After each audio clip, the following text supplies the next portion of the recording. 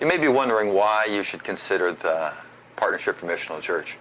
If you're like many of the churches I know, you may be feeling stuck, that you've been doing the same things over and over again, but you're not getting the same results. You're not connecting with the community around you. You may not even be connecting with the young people from your congregation.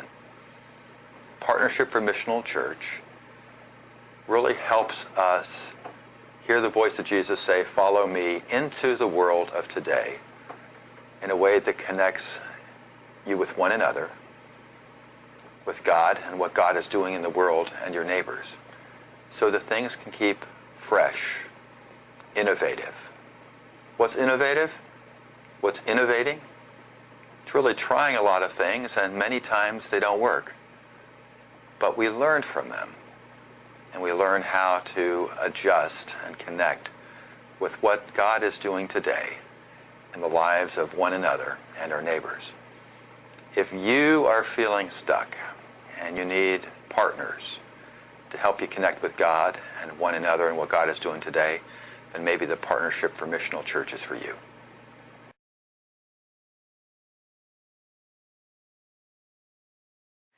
Wow, it's a big question. It's meant a lot.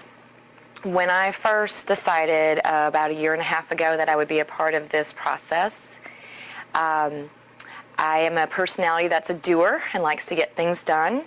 And I thought, I would just go ahead and I'd help with the team and we get things done on schedule. And what I realized is before I can help our disciples have a shift in our culture and slight shift in the perception about what a missional church is, it really was going to start with me. So I might have fought it a little bit along the way, but what it has meant for me is a difference in how I view my day. Rather than having some view of, God is here and I'm here, and I go to church and I kind of fill up and get some tools and then I go back to my world. It's a difference in how we decide to start our day. We just simply ask the question, God, what are you up to today and how can I help? Personally, it's challenged me to grow in a faith, a trusting faith,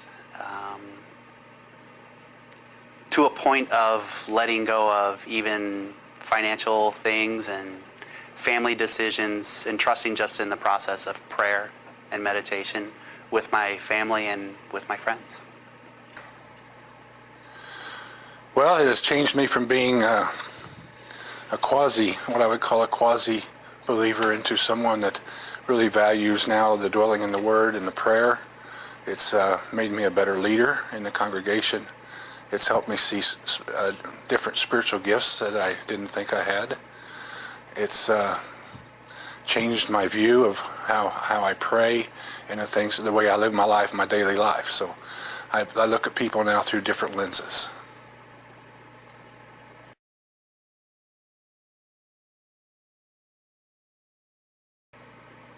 The most amazing thing that it's done for our congregation is it's taught our members how to realize that they have gifts and talents that are God-given and that they need to see those and recognize them and celebrate them.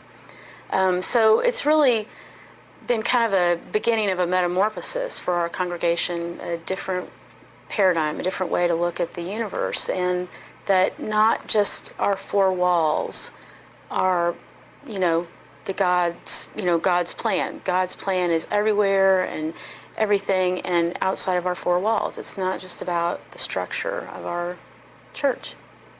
For the congregation, it's probably been a process of wondering. They all want to know, why are we doing this? What is it about? And now I know that it's a process. It's an educational process that we all have to come around and listen to each other. And I think you have to get their head wrapped around why we're doing this, that it isn't about church growth. It's definitely about being more Christian when you are outside your door after Sunday morning. What do you do between Monday and Saturday?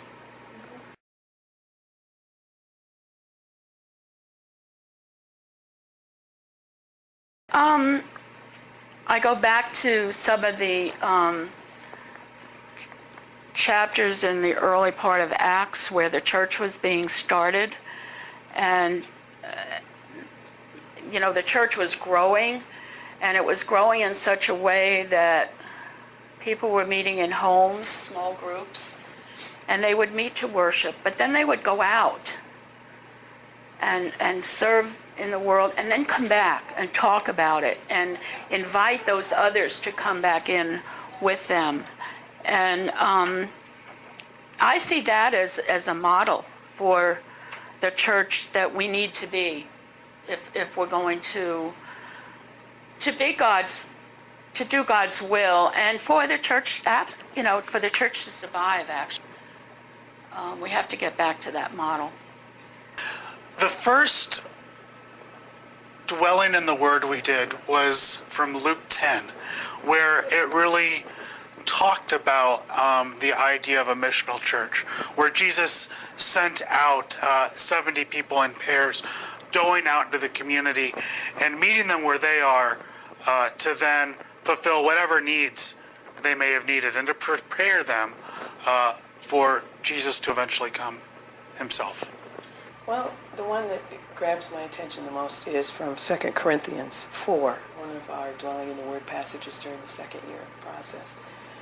Verse 7 says, "But we have this treasure in clay jars, so that it may be made clear that this extraordinary power belongs to God and does not come from us." And I think that verse in and of itself gives us permission to try, because we don't have to be the ultimate pastor or the ultimate layperson. All we have to do is try, and God will give us the power to do what needs to be done.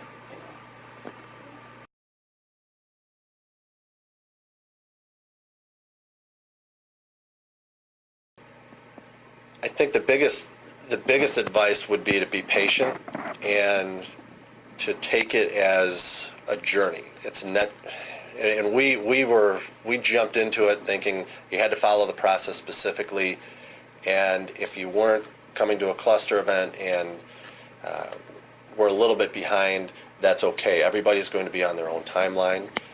You do have to push yourself to try to get to it, because it's easy to just step back into old habits. But I think realizing that it's a journey, it's not necessarily about just getting to one spot and being there, because once you're underway with this process, you're always going to be going through it.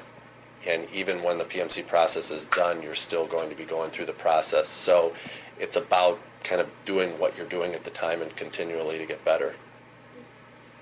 Say yes. Don't think about it. Say yes. Step out in faith. Now, once you do that, then you'll say, what am I doing? It is a very growing experience for everybody involved. It's not a fast change, I guess. It's very adaptive. So the dwelling is very important. But the changes in the insight and how you view your world is fantastic. So I would say yes, but it's like nothing you've done before, and it's just a slight shift in perception. It's just a slight shift. So once you let go and step out in faith and know it's adaptive, you just kind of have to flow with where God is sending you, and that's uncomfortable for some of us, but it's a great process. When we were considering becoming part of PMC, one of the questions we asked ourselves, and I would suggest that any church should ask themselves this question: if we closed our doors tomorrow, would anybody notice?